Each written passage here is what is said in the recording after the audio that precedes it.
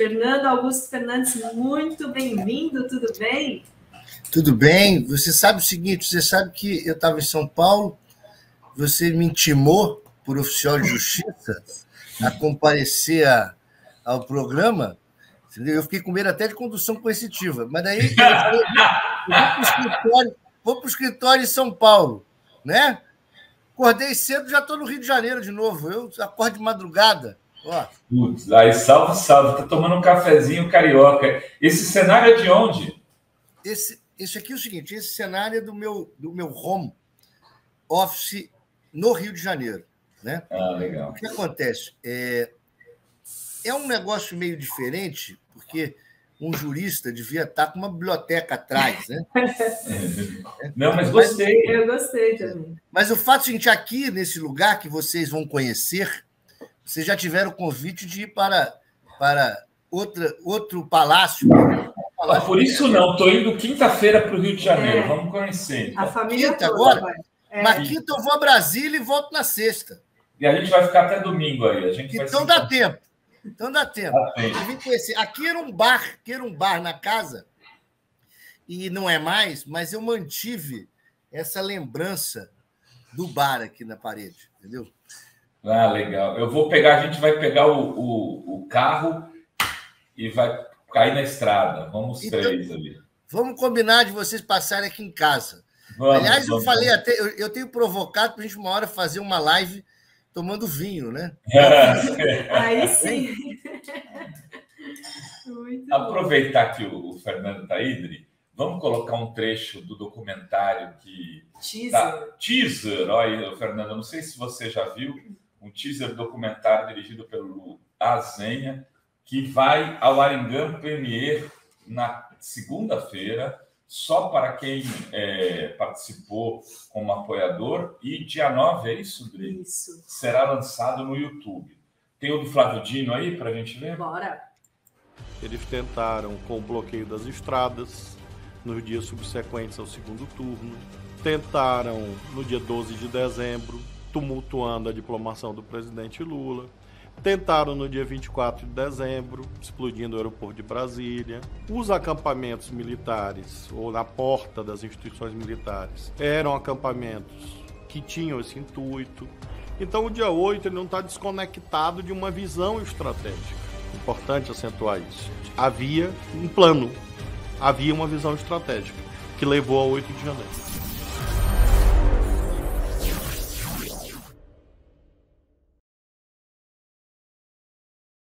É isso aí, vou colocar aqui o link do Benfeitoria para todo mundo que puder apoiar o documentário, fazê-lo, vamos lá. E o Azenha já está fazendo o capítulo 2, o capítulo 1 está sendo finalizado amanhã, né? Aí, grande trabalho, hein? Olha, maravilhoso trabalho, hein? Tá? Vai ficar um documentário. Na verdade, não é mais um documentário, é uma série, né? Eu vou entrar de penetra nesse Avant Premiere aí. Você vai participar. Você vai participar. Inclusive, como entrevistado nos futuros, nos próximos capítulos. O Azenha já está com o teu nome de outros juristas na lista. Porque esse primeiro capítulo é o terrorismo de Estado. Então, ele pega principalmente o dia 12 de dezembro, quando o GSI tenta dar um golpe, né? Segundo a nossa fonte na Polícia Federal, e essa fonte, Fernando, fala em primeira mão, né? Quer dizer, ela já falava, mas agora em carne e osso, da entrevista para o Azenha, sem revelar, né, a identidade, mas está ali presente, conversando com o Azenha e contando detalhes desse golpe do dia 12 de dezembro. Que era ali que eles queriam entubar, porque ali eles tinham como chamar a GLO, né? E aí ele conta, inclusive, como foi a articulação do dia 24, que se fala pouco, mas seria um ato de terrorista de uma magnitude nunca antes vista no Brasil, que é a explosão do aeroporto de Brasília. No aeroporto de Brasília. As pessoas, a gente fala muito da tentativa de explosão do Rio Centro, é isso? Rio Centro. Atentado do Rio Centro, onde morreu o sargento e o capitão, com a bomba explodindo no colo e tal. Mas ali eles queriam mais dar um susto. Nesse caso, não. O caminhão entraria no aeroporto, Fernando, para explodir o hangar que tem vários pequenos aviões e tem, inclusive, combustível de avião ali. Seria uma tragédia imensa. E onde foi feita essa bomba, Fernando? Será que foi feita por um cara que nunca fez... De jeito nenhum. Ó, eu sei que você não vai contar tudo do filme, nós vamos ter que aguardar, afinal de contas, tem a inauguração, né? Uma avant-première. Uhum. Mas é o seguinte, mas é muito interessante essa sua conexão, né, com a bomba do Rio Centro. Primeiro, uma coincidência, né? O meu irmão foi um dos médicos a atender o capitão da bomba do Rio Centro. Olha só. E fotografou ele.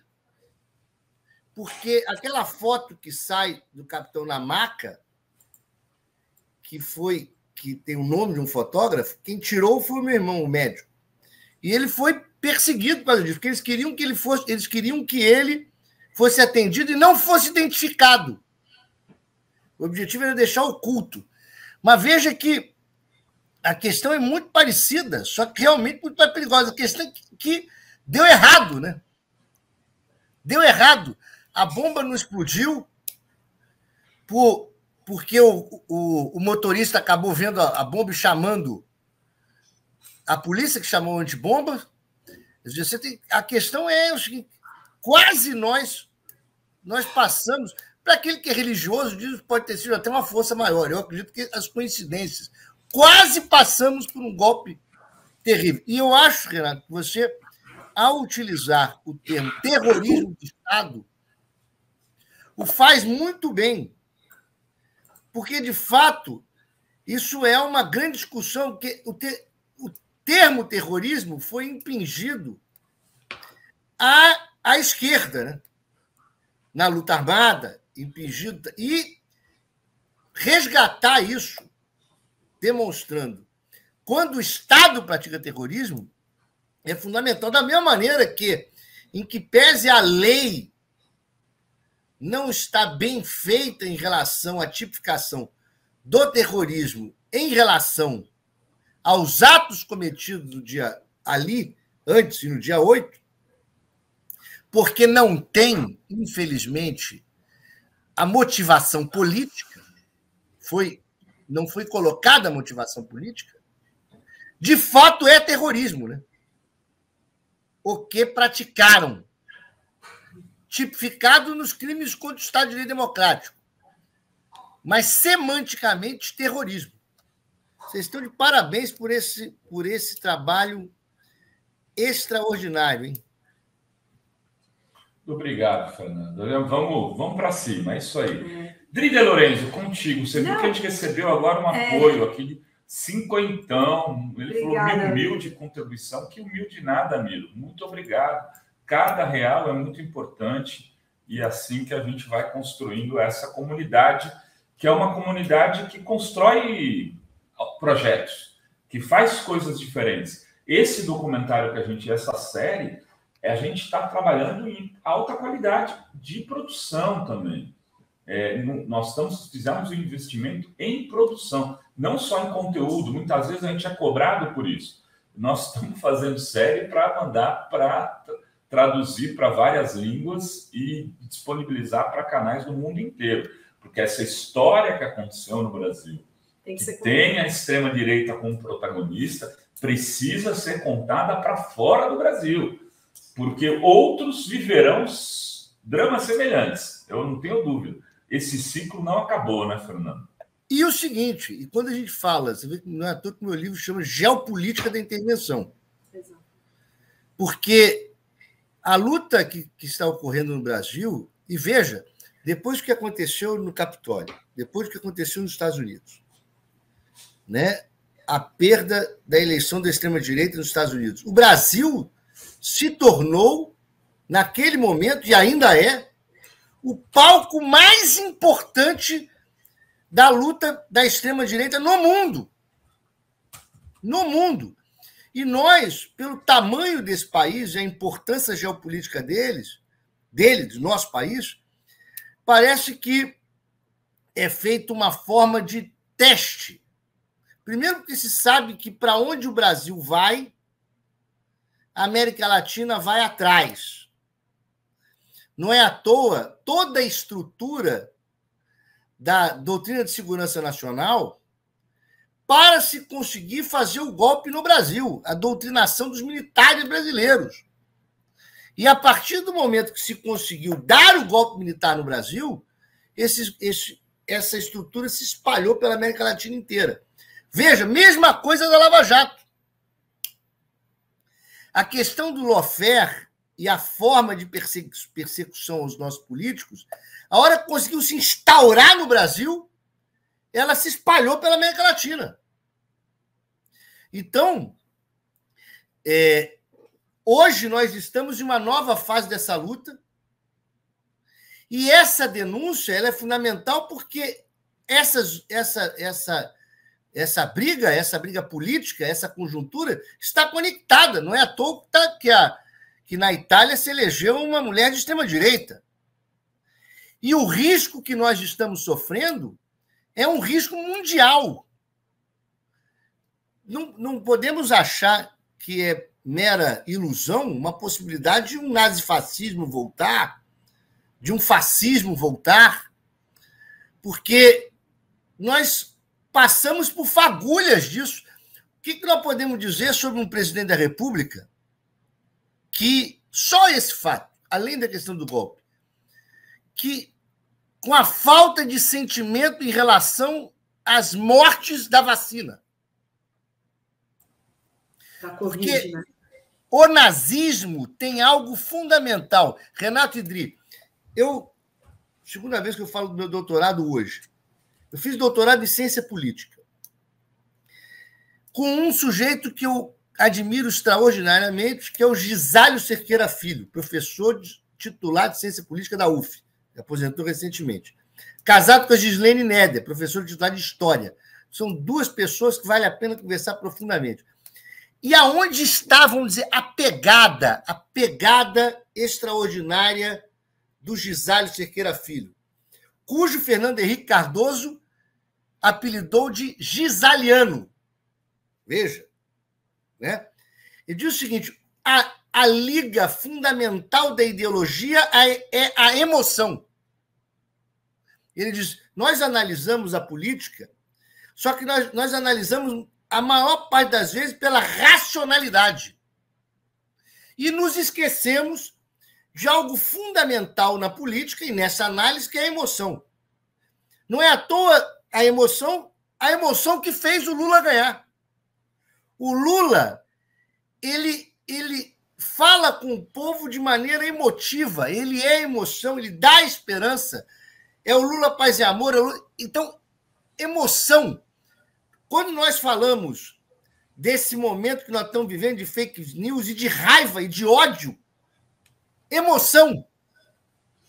E o seguinte, quando nós falamos da insensibilidade em relação à questão da vacina, ou a questão da morte, ou a questão do golpe, essa insensibilidade, essa falta de emoção, ela é a característica do nazismo.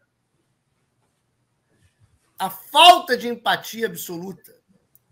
Portanto, quer dizer, esse documentário, essa série que vocês estão fazendo, quer dizer, ela traz uma discussão fundamental para o país, mas para o mundo, em relação ao que está ocorrendo nesse palco fundamental que é o Brasil. Aliás,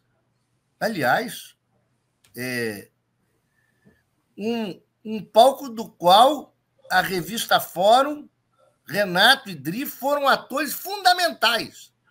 E já aproveitando isto, para continuarem sendo, não esqueçam de fazer as doações necessárias ao programa. Né? Muito bem. Estamos no garoto propaganda agora aqui de primeira linha, né? E ao filme. E ao filme. Porque se não fosse a imprensa real, alternativa, séria, vinculada à verdade, nós não teríamos resistido e chegado até o momento que nós estamos. Cuja luta não acabou. Nós estamos vendo a necessidade de movimento, de movimentação popular. Se nós acharmos que o dia 8 não teria ocorrido se nós não tivéssemos baixado a guarda em determinado momento. Lógico, baixamos porque somos seres humanos, né? O próprio Lula, o governo, chegou um momento que, né, parece que você chegou em casa e desceu a armadura. Ganhamos a eleição. Mas o fato é que, enquanto nós estávamos com as armas baixadas, eles estavam tramando a nova tentativa de golpe. Por isso, essa luta é constante, né? Como meu pai dizia, a luta continua, companheiro. É isso. Depois daquela posse, né, simbólica, né, com o povo brasileiro subindo a rampa, aí eles foram lá e armaram, né, o 8 de janeiro. Mas eu queria trazer aqui uma notícia que acabou de sair, que o CNJ determinou inspeção extraordinária na 13ª Vara de Curitiba, né, que é a vara da Lava Jato, e no TRF4. Ontem, né, o Salomão, né, já tinha, na verdade a CNN tinha dado essa notícia que o ministro Salomão ia colocar o CNJ para, né, discutir aí essas questões envolvendo a 13ª Vara, e agora o corregedor, né, o Salomão, determinou hoje uma inspeção extraordinária na 13ª Vara de Curitiba, que é a responsável pela Lava Jato, e que, na semana passada, a gente teve aí o afastamento do juiz Eduardo Apio, que, né, por uma questão aí totalmente estranha, uma gravação, um pedido feito pelo desembargador Malucelli, que é pai do advogado, que é sócio do ex-juiz e agora senador Sérgio Moro. Como você está vendo essa situação, Fernando? Eu queria até entender o que é essa vistoria. O que é essa inspeção na vara, né? Vamos lá. Primeiro, eu diria educadamente, vai dar problema. Vai dar problema para eles. Porque, veja, essa inspeção é uma inspeção que funciona da seguinte maneira: correição. A correição é quando, primeiro, tudo para, certo? Originalmente, exceto emergências, tudo para na vara. Há uma fiscalização de todos os processos e procedimentos que estão naquela serventia, vamos dizer assim, utilizando os termos juridiquês, naquela serventia. De forma que os membros da fiscalização podem olhar, investigar, concatenar todos os procedimentos que estão naquela jurisdição. E aí digo, e mando aqui um recado, uma luz.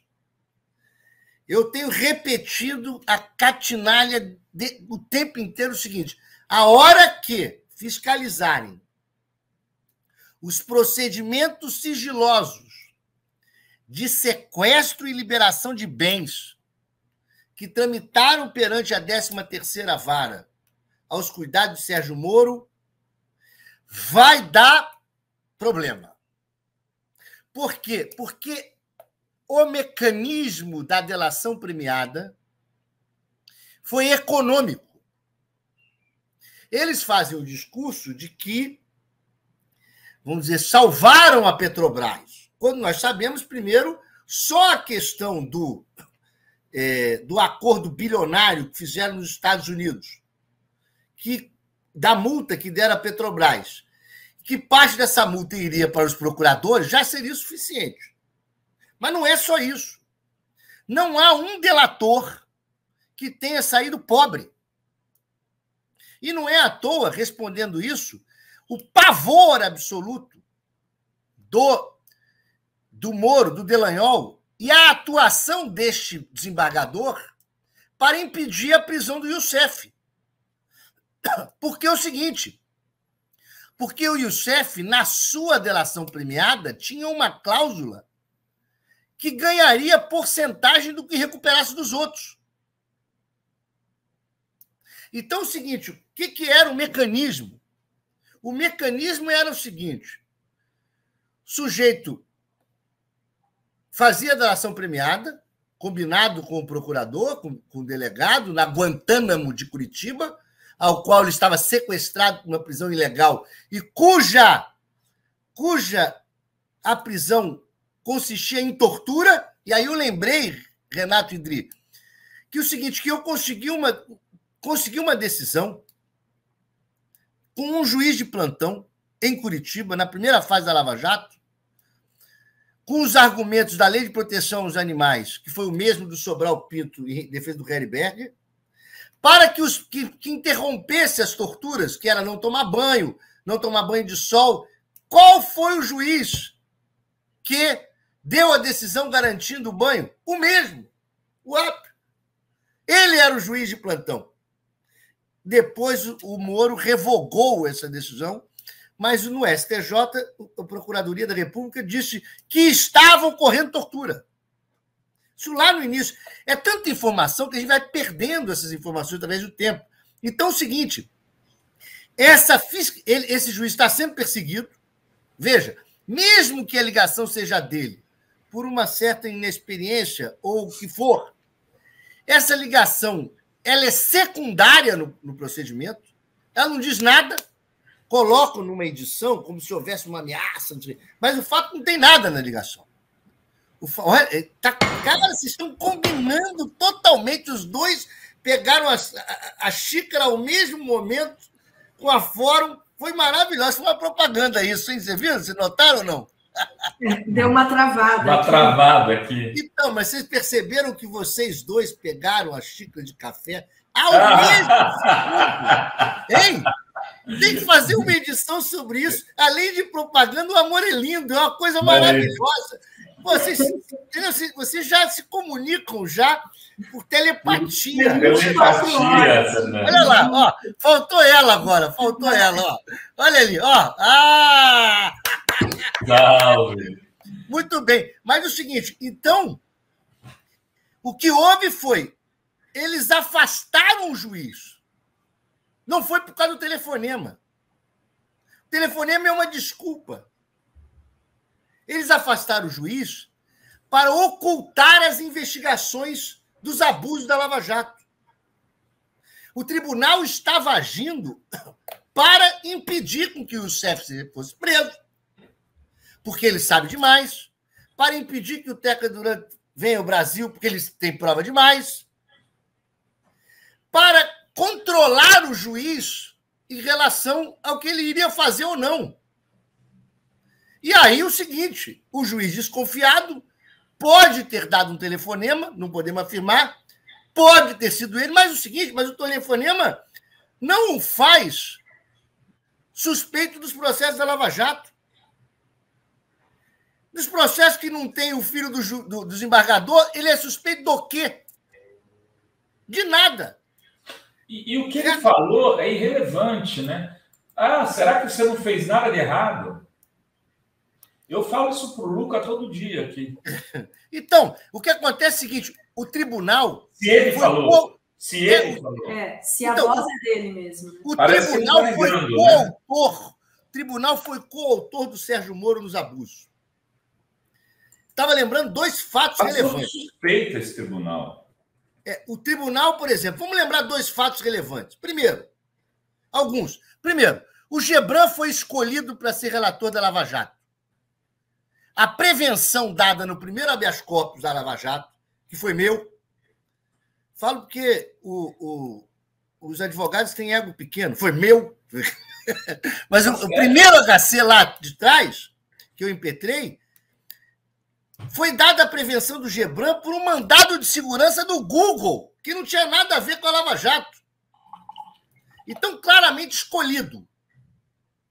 Depois eles exercem todo aquele papel de legitimar tudo que o Moro fazia. Por isso que o Moro diz o seguinte: não, as minhas decisões eram mantidas. É óbvio que eram mantidas. Relações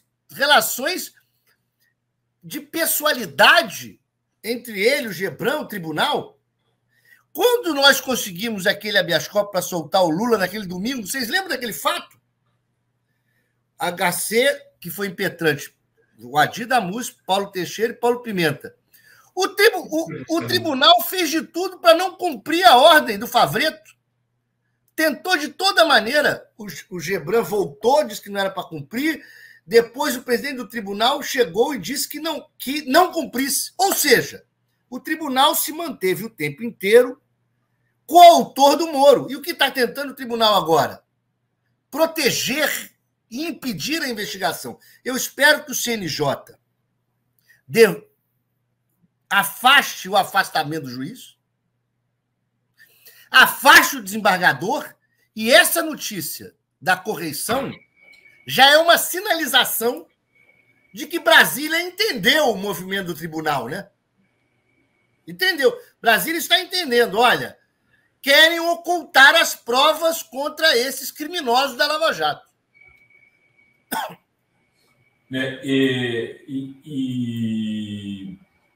Isso demoraria muito tempo, Fernando, porque assim, o Pedro Serrano, que agora é advogado do AP, aliás, o nosso amigo João Pedro, desenhista, né, está dizendo que agora tem um contato do Apio e que o Apio agradeceu o desenho que ele fez dele e tal, está feliz da vida o João Pedro.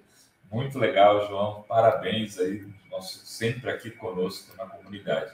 E o medo todo do Pedro Serrano, me parece bastante compreensível, é que só esse período que eles já tiveram seja o suficiente para destruir provas importantíssimas. E, inclusive, porque além de tudo, eles sequestraram o celular do Apio, sequestraram o notebook, eles estão com pertences onde tem conversas ali. Por exemplo, eu até brincava, eu mesmo conversei com o Apio, já estou até antecipando, porque eu sou jornalista. Agora, ele quer dizer, conversas que ele teve até com a esposa dele estão ali. Eu acho o seguinte, primeiro não poderia ter sido melhor escolhido que o Pedro Serrano para ser advogado do caso. Porque o Pedro Serrano é um jurista que, inclusive, trouxe a questão da exceção.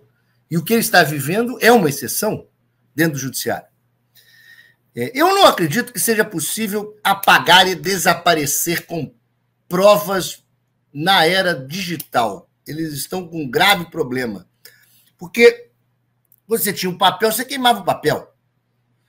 Mas a prova digital que estão nesses processos, porque a questão toda estão no seguinte, estão nos processos digitais que estão naquele PROC e que estão com nível de sigilos altíssimos. Na hora que esses níveis de sigilo caírem, ou que alguém tiver acesso a isso, ou que o CNJ que vai ter que ter acesso a tudo, acabou. Eu não tenho dúvida de que o método financeiro da corrupção da Lava Jato está tudo registrado nos procedimentos de sequestro de bens e liberação de bens dos delatores. Isto, da mesma maneira que eu tenho... Quer dizer, eu fui lá investigar os processos de presos políticos da década de 70, né? Falando aqui, eu até botei aí, vozhumana.com.br, vendendo meu peixe aí, entendeu? Que são os arquivos do regime de 64. E estão lá os papéis. Estes processos digitais serão a grande investigação desse momento histórico. E espero que o CNJ e espero que a correição imediatamente entre nesses procedimentos e abra esse procedimento para a imprensa. Eu quero, Rovai, você investigando esses procedimentos. O que vão achar nisso de movimentação financeira vai ter uma lava-jato da lava-jato. É um grave problema, não tem a menor dúvida. O que o Teca Duran está falando é um indício do que tem ali. É ali que é o rastro de pólvora.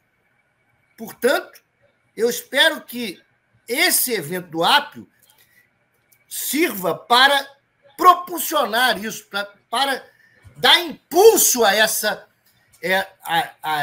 esse acesso que poderiam demorar anos. Nós estamos vivendo um metrô da história, né? Acho que um trem-bala da história. Porque a Vaza Jato trouxe uma aceleração. Nós poderíamos demorar 20 anos para conseguir chegar ao que nós chegamos agora. E essa correção pode fazer eclodir zilhões de informações. Fiquem de olho, ó. Ou seja, se foi uma armação para eles afastarem ali o Apio com essa ligação e com tudo aquilo, né? Porque, né, o desembargador, como eu disse antes, pai do sócio do Moro, se eles fizeram isso, o tiro pode ter saído pela culatra, porque agora o CNJ vai lá e pode, então, revelar verdades ali que estavam ali na 13ª vara, verdades da Lava Jato. Seria isso. Não tenha dúvida. Não tenha dúvida. O fato é que o que está escondido naquela caixa de Pandora lá, os porões, o que estava escondido nos porões da ditadura de Curitiba, pode vir à tona. E que venha. Nós estamos esperando. Da mesma maneira que quando se investiga crimes financeiros diz follow the money, aí é onde está a questão fundamental. Convoco a revista Fora para prestar atenção nisso. A empurrarmos a necessidade desses processos virem à tona. Os processos financeiros da Lava Jato. Ali é que desmontará toda a imagem puritana dos lavajatistas. Nós vamos saber como eles liberaram dinheiro, como eles feriram a Petrobras, porque quando eles liberaram dinheiro para um sujeito que diz que roubou, veja, são duas coisas diferentes. Eles obrigavam o sujeito a falar o que eles queriam, certo? Então, você vai falar do Lula, você vai falar da não sei o quê, sabe? Isso é uma coisa. Outro, quando o sujeito fala, olha, eu realmente, e aí nesse ponto, verdade, eu realmente peguei e recebi um valor.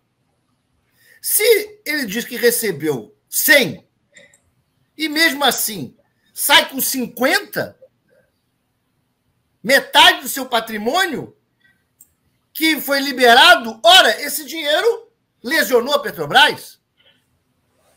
E, além do mais, seguinte, parte dessa grana foi para o advogado delacionista, que era mancomunado com os procuradores. Portanto, é o seguinte, o mecanismo financeiro ali é aonde vai dar o grave problema. Porque não era só político, era político. Ô, Fernando, você lembra que tinha uma advogada que fez muito sucesso no começo das delações? Cata Preta. Cata Preta, exatamente. Aí, um belo dia, ela aparece no Fantástico, se despedindo de tudo e dizendo que tinha ido morar nos Estados Unidos e sumiu. Isso sempre fica na minha cabeça, sabe? O que aconteceu ali? Porque ela era advogada de todos os delatores. Esse é um capítulo que merece uma atenção especial, porque, inclusive, eu preciso resgatar dados na minha cabeça. Porque a Cata Preta, ela tem uma série de relações para chegar ali. Ela foi advogada em um escritório de um desembargador aposentado de direita, tem que lembrar o nome, os jornalistas podem fazê-lo. Lá ela participa da defesa de um sujeito que dava golpes, se apaixona e casa com esse sujeito, que tinha relação com a Polícia Federal ou era um policial federal. Mas me parece que ele tinha relação com a Polícia Federal e dava golpes. E esse ex-marido que leva ela para lá. para a conexão com as delações premiadas. E ela, o fato é o seguinte, ela é uma desconhecida no mundo da advocacia. Ninguém nunca tinha ouvido falar de Carta Preta na advocacia. Talvez nesse submundo, muito. Carta Preta... Outros Cata-Pretas, né? Que acho que é uma família de advogados, né? Sim, mas Carta Preta me parece, posso estar equivocado, é o sobrenome do marido. Ó, me parece, posso estar equivocado. Mas o fato é, ninguém a conhecia. Ela foi escolhida para fazer as delações, escolhida pelos procuradores, pelos policiais federais, certo? Nessas relações, recebe uma grana que, para ela, é uma fortuna, 4, 5 milhões. Isso a gente gasta num jantar, estou brincando. Não, mas o fato é o seguinte, essa foi uma brincadeira, uma provocação, mas o fato é, para quem tem um escritório de advocacia, uma empresa que é uma fábrica, tem advogados, tem contas, tem imposto, tem... Sabe? Quando você recebe honorários, você tem que pagar todo mundo, aquela máquina gira, não é um... Você fala, cobrou X, não é dinheiro que vai para o bolso do cara que cobrou, é uma máquina, né? Muito bem. Ela recebeu aquela grana, ela não tinha empresa nenhuma. Aquilo, por si só... Botou no bolso e caiu fora. É isso. Botou no bolso, ela sabia demais, ela participou desse início, do início que eles querem ocultar lá do Youssef, né? E aí o seguinte, ela não tinha amarras a nada. Ela deu um grande golpe, ela podia pegar aquilo e ir embora. Qualquer advogado que tem um escritório de advocacia não consegue pegar e ir embora. Por quê? Porque é o seguinte, você imagina quantos processos, se eu pegar o diário oficial de hoje, de ontem, de anteontem, vai ver quantas publicações tem no meu nome. Eu não posso ir embora, simplesmente. Como é que vai fazer com os processos que estão em andamento? Tem prazos a cumprir. Ela não tinha nada, né? Como é que o advogado some? Só se ela não tem processo com ninguém. Não é isso? Então é o seguinte. Mas, voltando à questão. Então, que nessa correição, a gente deu uma olhada com calma, nesses dados financeiros, que inclusive é a Carta Preta. Cadê o processo que a Carta Preta recebeu? Tem lá, certamente, um despacho assinado Sérgio Moro, liberando uma grana para ela, hein? Você não tem a dúvida. É simples de entender como é que um cara que estava 100% dos bens bloqueados, 100%, pagou não sei quantos milhões a Carta Preta. O dinheiro veio da onde? É óbvio que veio da assinatura do Sérgio Moro. Não tem dúvida disso. Ou tem um cheque direto lá, quer dizer, um alvará, ou o Sérgio Moro liberou a conta de X e imediatamente o cara pagou. Aí, se ainda seguir esse rastro aí, vai acabar em alguém da Lava Jato, ou se bobear, ainda tem dinheiro para campanha aí no meio desse negócio, hein? De todos. Do Dallagnol, do Moro, entendeu? Do Bolsonaro, da extrema-direita, sigam o dinheiro. Eu vou ter que já desligar, mas eu gosto tanto de ficar aqui conversando com vocês. Eu tenho mais uma pergunta. Essa operação spoofing, eu estava vendo aqui o Demore acabou de postar que a Vaza Jato tinha 43,8 gigas de arquivos, né, que equivale a 0,56% do arquivo total apreendido pela operação spoofing, que é de 7 teras. O que deve ter aí de conversa que não foi divulgada, Fernando? Olha, muita coisa. Muita coisa. Na verdade, o que acontece? É um mar de informação que tem ali. E também o seguinte,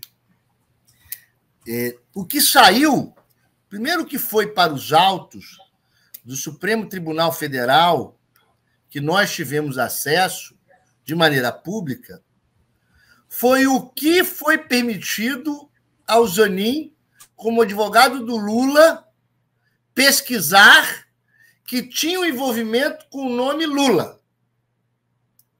Então, o cara bota lá no computador Lula e procura. Só que aquilo faz a procura de acordo com o que já se digitou, né? Você não consegue pesquisar no áudio, não tem inteligência artificial. Então, assim, escute tudo que há no áudio e me diga. Não. O que já estava transcrito, o cara procura Lula, alguma coisa, acha. Mas fora isso, você tem milhares de coisas ali dentro.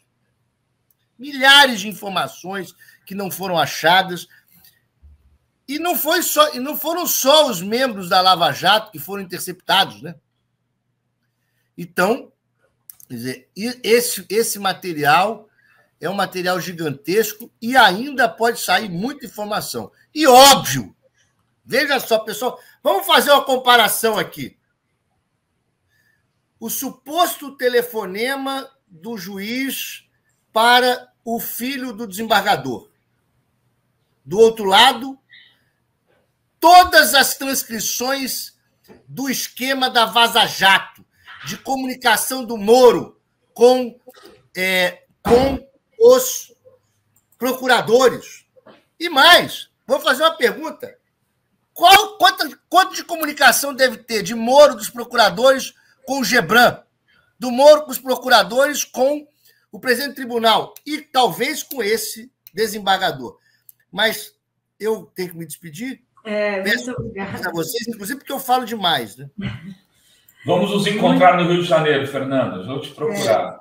Será um prazer. Inclusive, quando você me encontrar, eu vou estar com um boné preto assim. Eu vou estar com um boné preto assim também, que eu gosto de usar boné. Vamos sair por aí pelo Rio de boné preto. Vamos. Obrigada, Fernando. Um abraço. Obrigada. Tchau. Até a próxima.